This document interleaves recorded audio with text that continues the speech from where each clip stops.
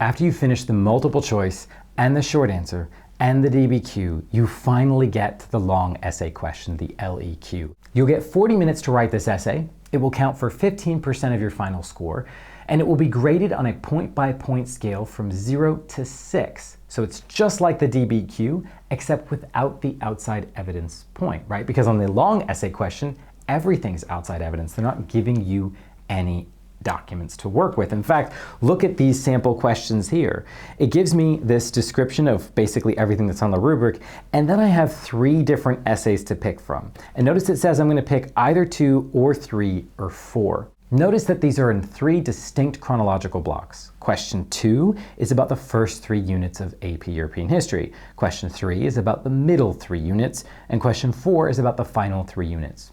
So one thing I like to do is I always like to, again, glance back over this list real quick. It says I need to respond to the prompt with a historically defensible thesis that establishes a line of reasoning. Exact same rules as the DBQ. Everything we've already told you about the DBQ thesis applies to the LEQ thesis.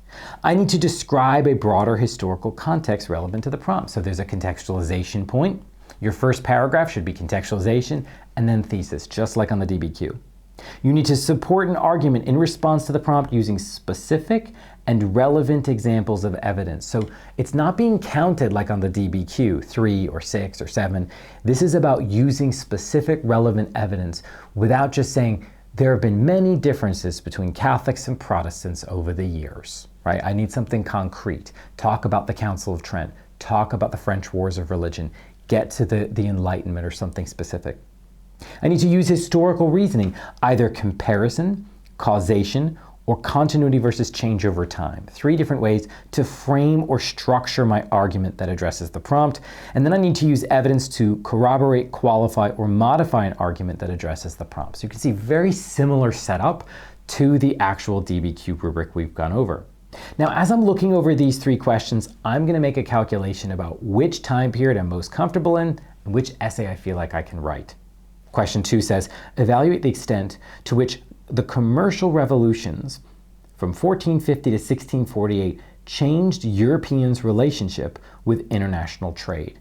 So how did commercial revolutions in that late medieval, early modern period change the Europeans' relationship to international trade? That's interesting.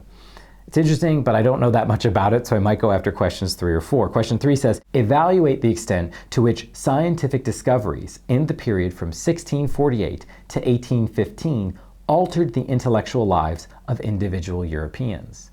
So I need to focus on intellectual lives, individual Europeans, and I'm focusing on scientific discoveries. I feel more confident with this one, so I'm more likely to write this essay. I can get specific.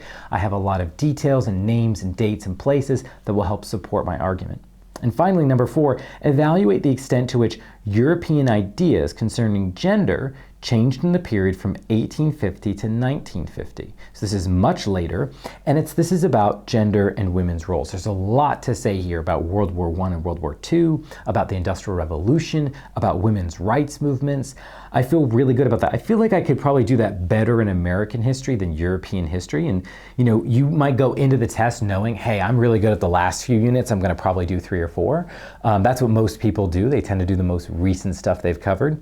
Or you may go in and stumble on something that's surprisingly easy in the early period. The point is, do the essay you can write the best. Don't do necessarily what you want to do for your personal preferences or what you feel pressured to do. Do the thing that will be most likely to get you those 6 points. So let's say I'm going to select question number 2. At first I thought I wasn't ready to do this question, but I think it's probably going to be a good essay if I write it. So it says, evaluate the extent to which, pay attention to that language, it's going to be somewhere on this spectrum, the commercial revolutions from 1450 to 1648, the extent to which they changed Europeans' relationship with international trade.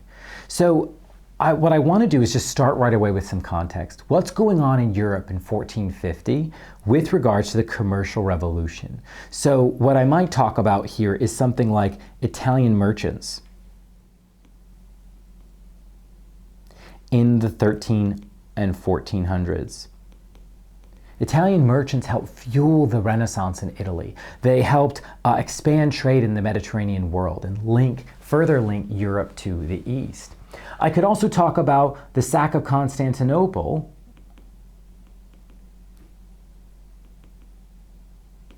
in 1453.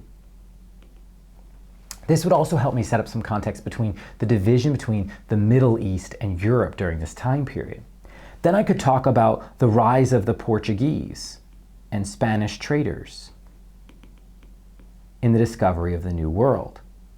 I don't want to overload my initial paragraph here, so I might move the Spanish and Portuguese content later into the body of the essay because that's actually within that period, 1450 to 1648. So for my context, I'm going to start with these two things right at the beginning of the period, and then I'm going to move into Portuguese and Spanish traders, and then I could say, okay, commercial revolutions, maybe I'll end with Dutch and British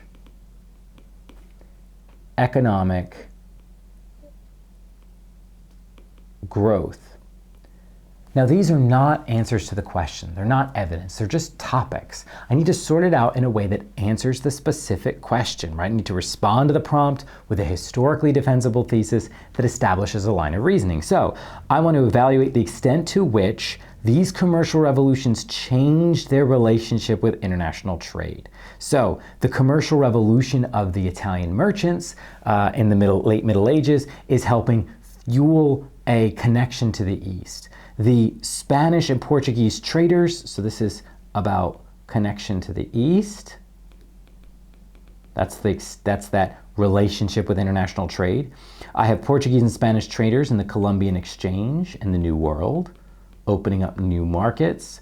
And then I have Dutch and British economic growth, which is new markets in Asia, as well